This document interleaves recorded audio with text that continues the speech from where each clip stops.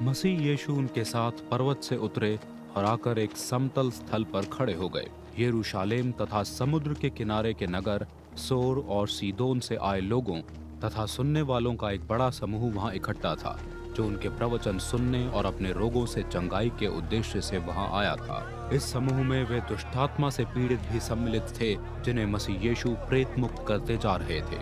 सभी लोग उन्हें छूने का प्रयास कर रहे थे, क्योंकि उनसे निकली हुई सामर्थ्य उन सभी को स्वस्थ कर रही थी।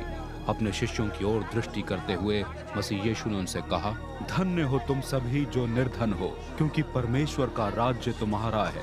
धन्य हो तुम जो भूखे हो, क्योंकि तुम तृप्त किए जाओगे। धन्य हो तुम जो इस समय रो रहे हो, क्योंकि तुम आनंदित होगे। धन्य हो तुम सभी जिनसे सभी मनुष्य घृणा करते हैं, तुम्हारा बहिष्कार करते हैं, तुम्हारी निंदा करते हैं, तुम्हारे नाम को मनुष्य के पुत्र के कारण बुराई करने वाला घोषित कर देते हैं। आनंदित होकर हर्षोल्लास में उछलो कूदो, क्योंकि स्वर्ग में तुम्हारे लिए बड़ा फल होगा। उनके पूर्वजों ने भी भविष्यद्वक्ताओं को इसी प्रकार सताया था। धिक्कार है तुम पर, तुम जो धनी हो, तुम अपने सारे सुख भोग चुके। धिक्कार है तुम पर, तुम जो अब तृप्त हो, क्योंकि तुम्हारे लिए भूखा रहना निर्धारित है। धिक्कार है तुम पर, तुम जो इस समय हंस रहे हो, क्योंकि तुम शोक तथा विलाप करोगे। धिक्कार है तुम पर, जब सब मनुष्य तुम्हारी प्रशंसा करते हैं, क्योंकि उनके पूर्वज झूठे भविष्यद्वक्ताओं के साथ यही किया करते थे।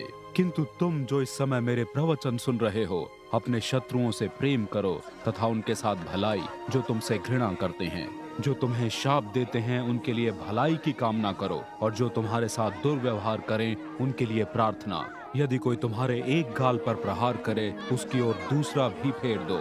यदि कोई तुम्हारी चादर लेना चाहे, तो उसे अपना कुर्ता भी देने में संकोच न करो। जब भी कोई तुमसे कुछ मांगे, तो उसे अवश्य दो, और यदि कोई तुम्हारी कोई वस्तु ले ले, तो उसे वापस न मांगो। अन्यों के साथ तुम्हारा व्यवहार ठीक वैसा ही हो, जैसे व्यवहार की आशा तुम उनसे अपने लिए करते हो।